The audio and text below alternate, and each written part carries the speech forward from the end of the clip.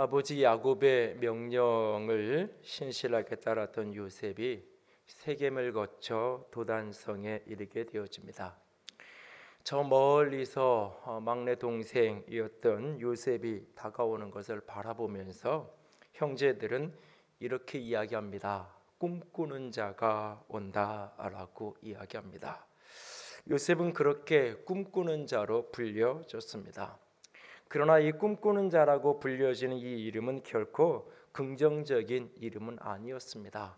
형들은 조롱과 비난 속에서 요셉을 죽일 음모를, 그런 계획을 세우면서 그를 가리켜서 꿈꾸는 자라고 이야기하고 있습니다.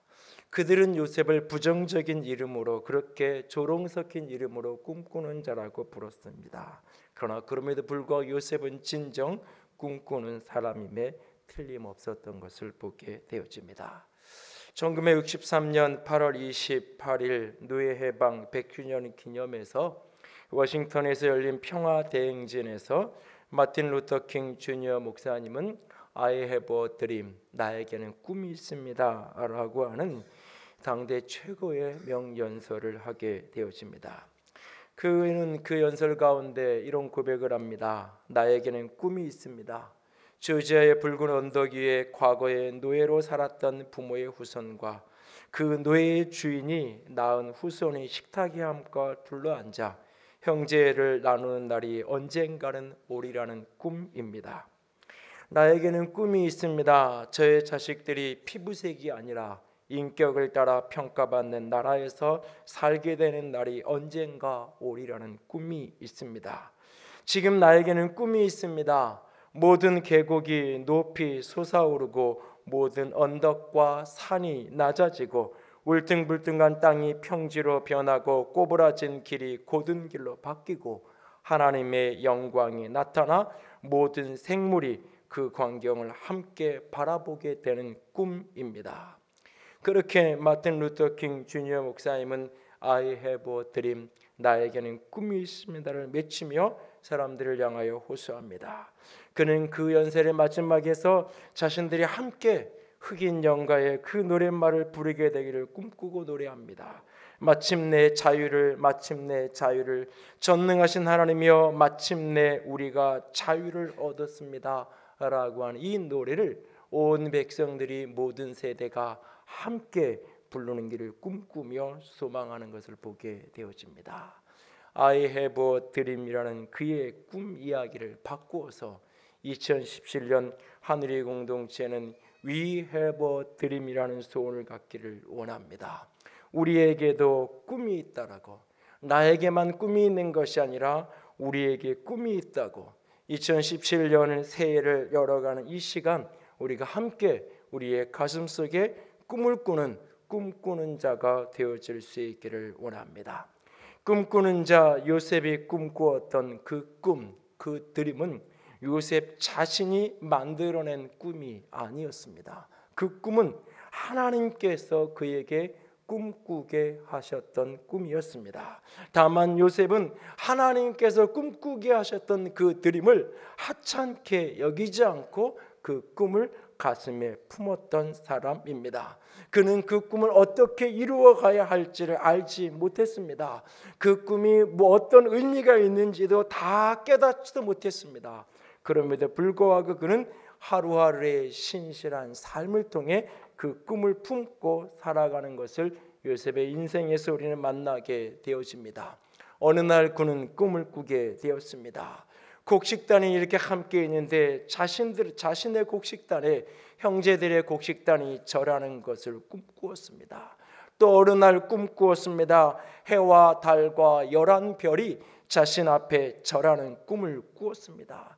꿈을 꾸었지만 그 꿈에 담긴, 그 드림에 담긴 하나님의 목적이 무엇인지 그는 다 알지 못했습니다. 사람들은, 특별히 요셉의 형제들은 그 꿈을 요셉의 개인적인 야망, 요셉의 개인적인 욕망의 표출이라는 꿈으로 이해했습니다.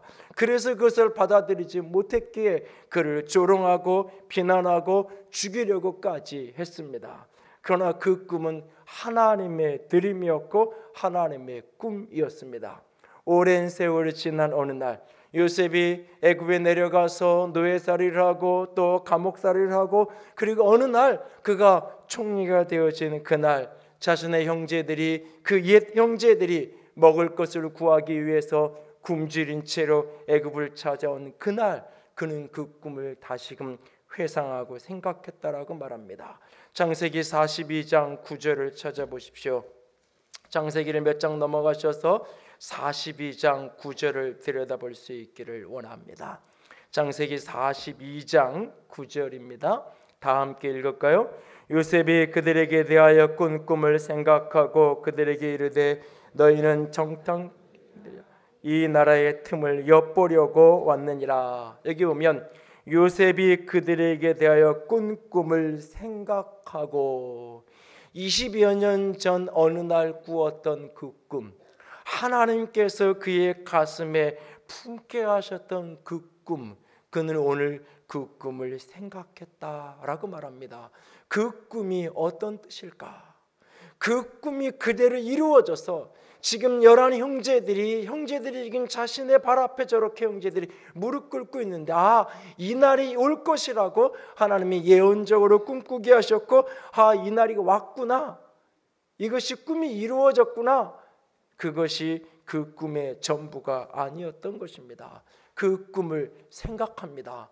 하나님이 그 꿈을 꾸게 하셨던 이유는 무엇일까? 그것을 생각합니다. 그리고 그는 그 꿈에서 깨닫습니다. 이 모든 것을 꿈꾸게 하신 이유는 하나님이 나를 통해서 내 형제들의 생명을 구원하기 위한 것이라는 사실을, 내가 저들 위에 군림하는 자가 되게 하는 것이 하나님의 꿈이 아니라 나를 통해서, 나의 성공과 성취를 통해서 내 형제들의 생명을 살리는 것이 하나님이 그날 주셨던 그 꿈의 하나님의 목적이었구나 하는 것을 깨닫습니다. 그래서 창세기 45장을 가보세요. 45장 5절에 그는 그래서 이렇게 이야기를 하는 것을 봅니다. 창세기 45장 5절입니다. 같이 읽습니다.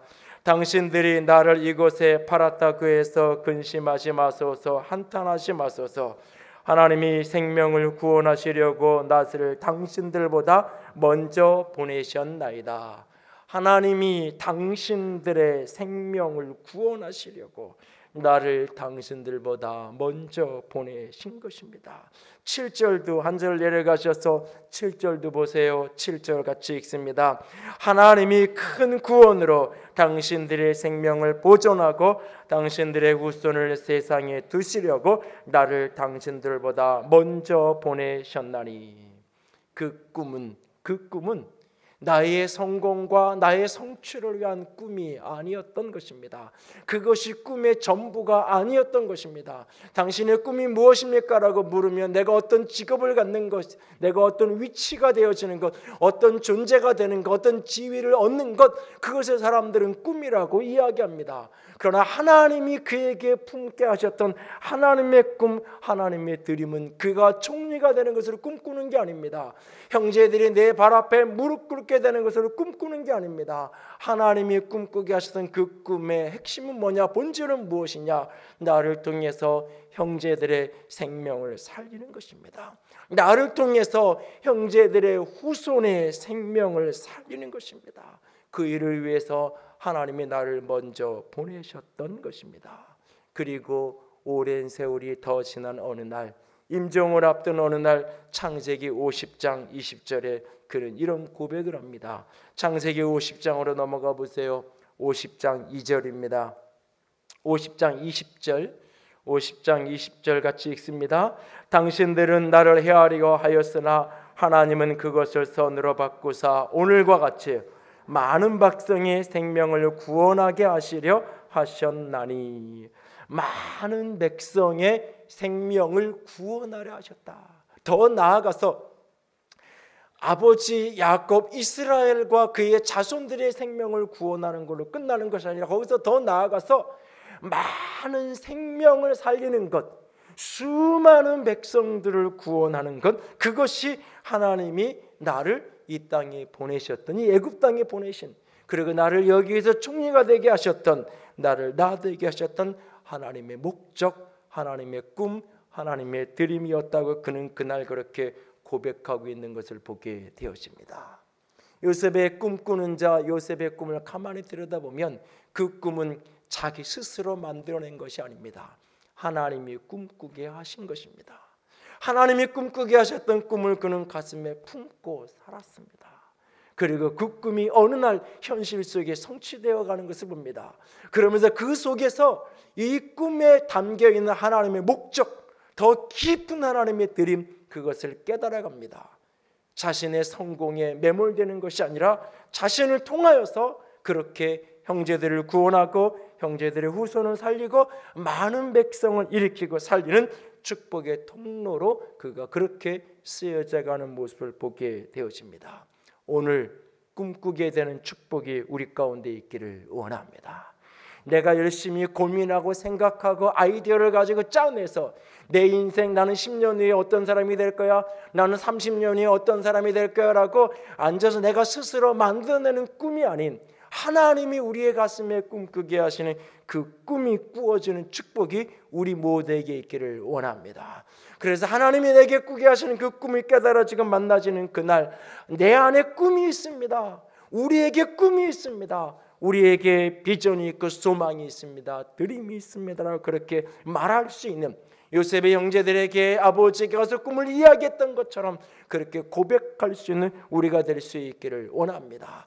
하나님이 꿈꾸게 하시는 그 꿈으로 고백하고 선포하고 나아갈 때 누군가는 조롱할 것입니다. 누군가는 비웃기도 할 것입니다. 누군가는 시기하기도 할 것입니다. 그러나 누군가는 요셉의 아버지 야곱이 요셉의 꿈을 가슴에 품었던 것처럼 창세기 37장에 요셉의 그 꿈을 다른 다 형제들은 다 비난하고 조롱하고 시기했지만 아버지 야곱은 그 꿈을 마음에 담았다고, 마음에 두었다고 성경은 우리에게 가르쳐주고 있습니다. 오늘 그 꿈을 가슴에 품게 되어지는 축복이 있기를 원합니다. 그리고 그 꿈의 더 깊은 곳에서 하나님의 목적, 생명을 살리고 영혼을 살리는 하나님의 부르심, 하나님의 목적이 알아지는 축복이 우리 가운데 있기를 원합니다. 일본 삿포로에 가면 삿포로 농과대학이라는 학교가 있습니다. 삿포로 구의 현청 건물에는 매사추세츠 상원의원이었던 매사추세츠 농과대학의 3대 총장으로 섬겼던 윌리엄 스미스 클라크 박사가 8개월 동안 삿포로 농과대학 설립 부총장으로 섬기다가 1877년 4월 16일 그가 본국으로 되돌아가면서 자신을 전송 나온 10여 명의 농과대학 학생들에게 말해주었던 유명한 문구가 그날의 풍경에 대한 그림과 함께 걸려 있다고 합니다. 그 겉면은, 그 말은 이렇게 시작됩니다. Boys be ambitious. 소년이여 야망을 가지라는 유명한 경구로부터 시작되어집니다. 그러나 많은 사람들이 이 구절을, 이 한 단어, 이 한 문장만 기억합니다. 그래서 어렸을 때부터 꿈꿔야 된다고, 야망을 가져야 된다고, 소망을 가져야 된다고, 비전을 가져야 된다고 이야기합니다. 그러나 클라크 박사는 그 뒤에 이런 이야기를 이어갑니다. 소년들이여 야망을 가지십시오. 돈이나 자기를 드높이기 위해서나 명성이라고 부르는 덧없는 것을 위해 야망을 가지지 말고 사람으로서 마땅히 되어야 하는 것을 성취하기 위해 야망을 가지십시오. 돈이나 지위나 소위 명예라고 불려지는 덧없는 것을 꿈꾸는 자가 아니라 사람으로서 마땅히 되어야 할 것, 나를 향하여 하나님이 부르신 그 부르심에 마땅한 것을 성취하기 위한 야망을 가지십시오. 그리고 그 10여 명의 그 마지막 권면을 들었던 그의 제자 가운데 한 사람이 일본 당대의 최고의 신학자요, 한국 교회에도 크나큰 영향을 미쳤던 우찌무라 간조 박사입니다. 그가 그렇게 그 농과대학 1학년에 막 들어갔던 그 1학년 학생이 그 떠나가는 선생님의 마지막 권면을 가슴에 품고 자신의 명예와 자신의 성공과 자신을 드높이기 위한 야망이 아니라 조국을 위해서 하나님의 복음으로 헌신하겠다는 꿈을 꾸고 일평생을 그렇게 천황 숭배에 반대하면서 복음적인 교회를 세우기 위해 헌신하는 인생을 살아가게 되는 한 사람의 제자가 그날 그렇게 빚어지고 만들어지는 모습을 우리는 봅니다. 오늘 우리의 가슴에 꿈을 꿀 수 있는 축복이 있기를 원합니다. 그 꿈이 나만의 성취, 나만의 성공을 위한 꿈이 아니라 그 꿈이 나를 통하여 생명을 살리는 내가 마땅히 되어야 할 그 꿈을 꿀 수 있기를 원합니다. 역사를 들여다보면 사실 클라크 박사가 8개월 만에 삿포로 농과대학의 그 부총장에 잘 그 생과대가 설립하는데 큰 공헌을 했음에도 불구하고 8개월 만에 본국으로 추방되어지던 이유 가운데 하나는 뭐냐면 그가 농업기술만 가르쳐야 된다는 조건을 어긴 채 학생들을 모아놓고 비밀리에 성경 공부를 시키고 사람들에게 성경을 가르친 이유 때문에 결국은 그날 그렇게 추방되었다고 이야기하죠. 그래서 혹자들은 Boys be ambitious in Christ라고 그 문장을 바꾸어서 소개하는 이야기도 있는 것을 보게 되어집니다. 그리스도 안에서, 하나님 안에서 마땅히 사람이 되어야 할, 마땅히 내가 서 있어야 할 그 자리, 하나님이 나를 부르신 그 부르심을 향한 꿈을 꿀 수 있는 축복이 우리 모두에게 있기를 원합니다. 그러나 또 한 가지 우리가 기억해야 될 것은 그 꿈을, 그 드림을 이루어가는 데는 늘 시간이라는, 연단이라는, 단련이라는 요소가 그 가운데 함께 있다는 사실입니다. 시편 105편을 찾아보시기 바랍니다. 시편 105편 17절에서 19절 말씀을 좀 다 찾아보십시오. 시편 105편 17절에서 19절입니다. 구약성경 879면입니다. 시편 105편 17절에서 19절 말씀입니다. 다 함께 읽습니다. 그가 한 사람을 앞서 보내셨으며 요셉이 종으로 팔렸도다. 그의 발은 착고를 차고 그의 몸은 쇠사슬에 매였으니 곧 여호와의 말씀이 응할 때까지라. 그의 말씀이 그를 단련하였도다 라고 말합니다. 여호와의 말씀이 응할 때까지, 여기에 여호와의 말씀이라고 번역된 이 단어는 말씀이라고 번역을 해도 되는 단어고 동시에 일이라고 번역을 해도 되는 단어입니다. 하나님의 일, 하나님의 목적, 하나님의 의도, 하나님의 계획이 이루어지는 그날까지 주의 말씀 속에서 그가 단련되었다라고 말하고 있습니다. 하나님이 그를 꿈꾸게 하셨습니다. 그리고 그 꿈이 이루어지는 그날까지 하나님은 그를 그렇게 빚어가시고 또 빚어가셨던 것을 보게 되어집니다. 우리 가운데 많은 사람이 꿈꿉니다. 그러나 그 꿈에 이루어지는 현실과는 너무나 거리가 먼 인생을 많은 사람들이 살아가게 됩니다. 꿈을 꾸었지만 그 꿈이 내가 만들어내는 꿈이 아니라 하나님이 주신 꿈이었음에도 불구하고 우리는 왜 그 꿈을 현실로 누리지 못하는 것일까요? 하나님이 꾸게 하신 꿈에는 늘 하나님의 연단이, 하나님의 단련이 그 속에 있습니다. 우리가 그 연단 받는 일에 순종하고 연단 받는 일에 헌신하고 하나님의 손에서 빚어져갈 때야 우리는 진정 꿈이 현실이 되는 축복을 누릴 수 있을 것입니다. 하나님이 꾸는 꿈을 꿀 수 있기를 원합니다. 그리고 그 꿈을 향하여 하나님이 연단하시고 하나님이 빚어가시는 그 여정을 마다하지 않고 오늘도 헌신함으로 나를 내어드릴 수 있는, 나를 빚으시고 단련하시는 그 손길 앞에 나를 기꺼이 내어드려서 주님의 손에서 빚어져가고 단련되어져가는 우리 모두가 저와 여러분이 되어질 수 있기를 원합니다. 1993년 하늘이라는 이름으로 교회를 개척하는 날, 하나님 앞에 이런 교회가 되게 하소서라는 제목으로 하나님이 주신 교회를 향한 꿈을 소망으로, 기도문으로 바꾸어서 함께 기도했던 기억이 있습니다. 20년이 넘는 시간을 거쳐오면서 일부 한두 군데의 표현과 내용이 수정되어지고 보완되긴 했지만 전체의 기도문은 늘 그대로였습니다. 주보 뒷면에 실려있는 기도문입니다. 주여 하늘이를 주님의 도구로 써 주시옵소서. 나라고 말하는 교회에게보다 우리라고 말하는 교회가 되게 하소서. 교회만을 위한 교회이기보다 세상을 향한 교회가 되게 하소서. 이 세대만을 위한 교회이기보다 다음 세대를 섬기는 교회가 되게 하소서. 형식과 전통에 매인 교회이기보다 성령 안에 자유로운 교회가 되게 하소서. 세상을 따라가는 교회이기보다 세상을 이끄는 교회가 되게 하소서. 죄인을 정죄하는 교회이기보다 죄인을 용납하고 사랑하는 교회가 되게 하소서. 아픔과 상처를 외면하는 교회이기보다 아픔과 상처를 싸매고 치료하는 교회가 되게 하소서. 사람의 욕심으로 요란한 교회이기보다 하나님의 영으로 충만한 교회가 되게 하소서. 나를 위해 모으는 교회이기보다 서로를 위해 나누는 교회가 되게 하소서. 돈과 수를 자랑하는 교회이기보다 사랑과 은혜를 드러내는 교회가 되게 하소서. 지위와 힘이 지배하는 교회이기보다 섬김과 권위로 다스리는 교회가 되게 하소서.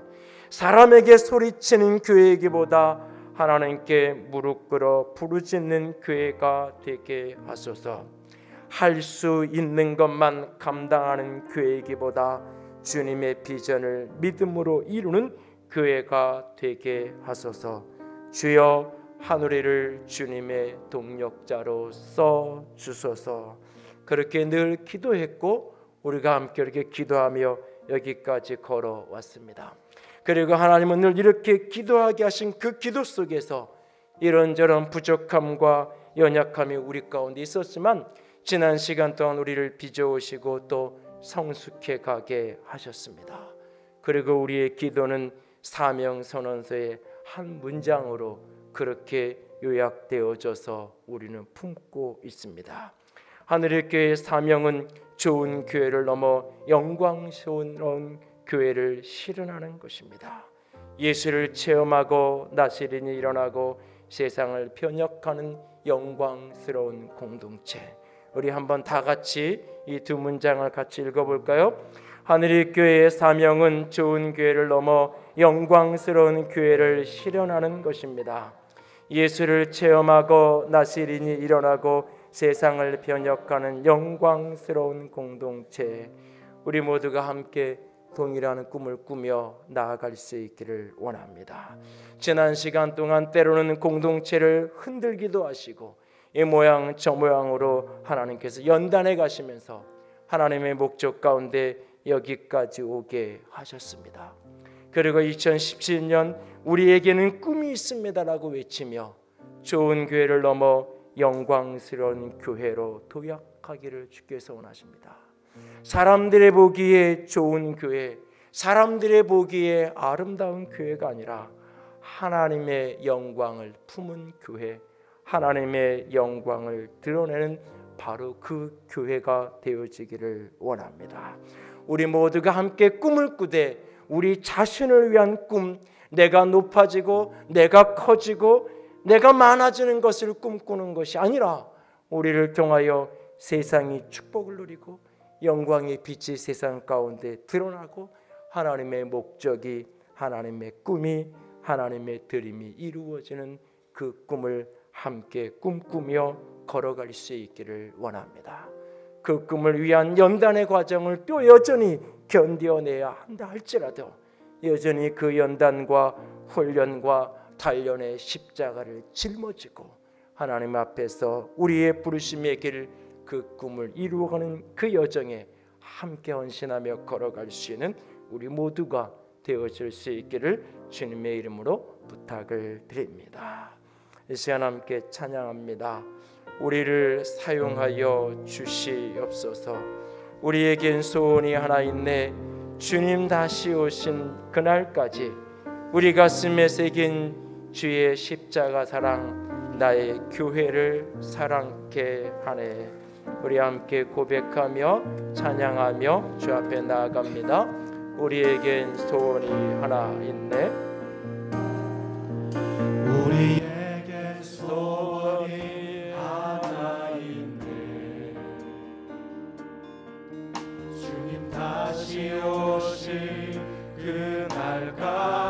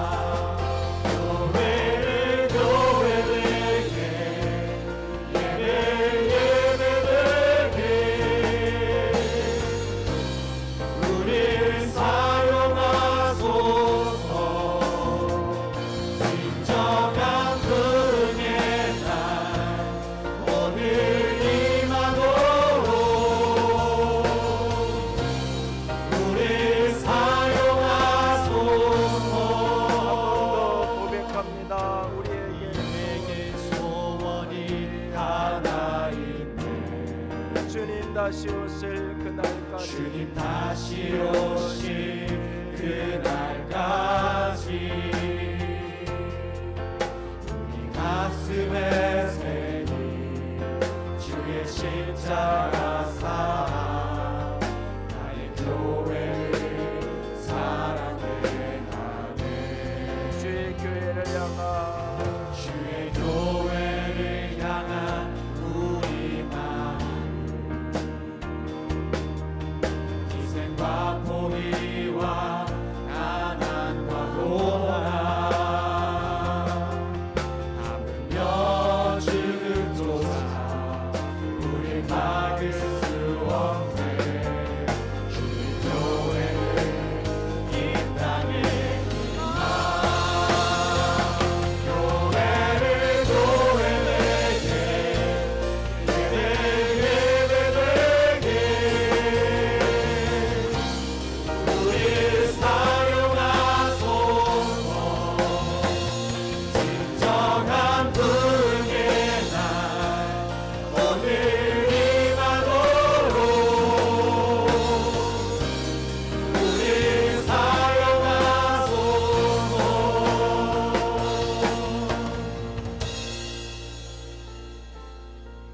함께 기도하기 원합니다.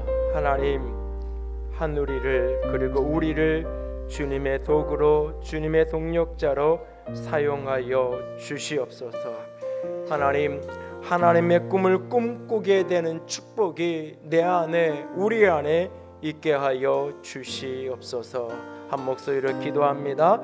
사랑의 하나님, 영광의 하나님, 주님만을 찬양합니다.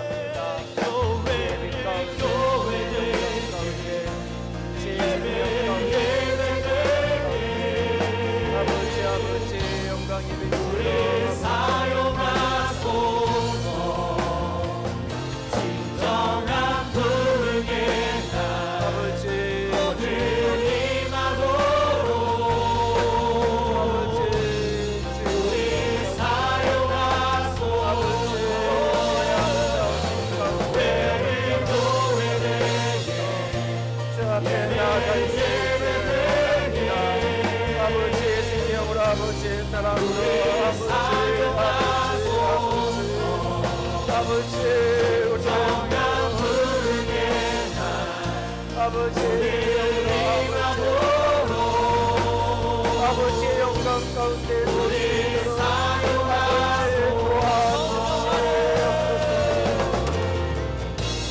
성령을 예배하리라. 자유의 마음으로 사랑으로 사용하리라.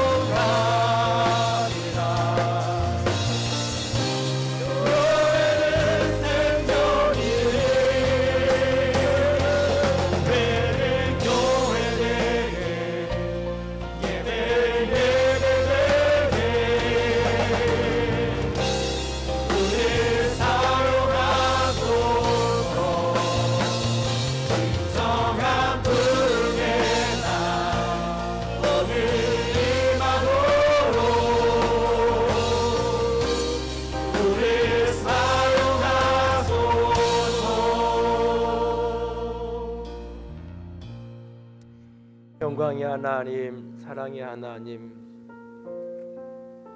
우리에게 소원이 있습니다. 우리에게 꿈이 있습니다. 하나님의 도구로, 하나님의 동력자로 쓰임받는 꿈이 있습니다. 나를 통하여 생명이 살려지는, 나를 통하여 많은 백성들이 일어나는 그 소망이 있습니다. 그 꿈을 이루어 가시옵소서. 하나님, 우리를 통하여 하나님의 영광을 온 열방 가운데, 온 생명 가운데 가득 아버지 드러내 주시옵소서. 주님 찬양합니다. 주의 영광 가운데 서기를 소망합니다. 꿈꾸는 자들에게 꿈이 이루어지는 축복의 통로로 온전히 쓰임받는 2017년 새로운 해가 되게 하여 주시옵소서. 주님 찬양합니다. 주의 이름으로 축복합니다. 우리 주님 예수님 이름으로 기도드렸습니다. 아멘.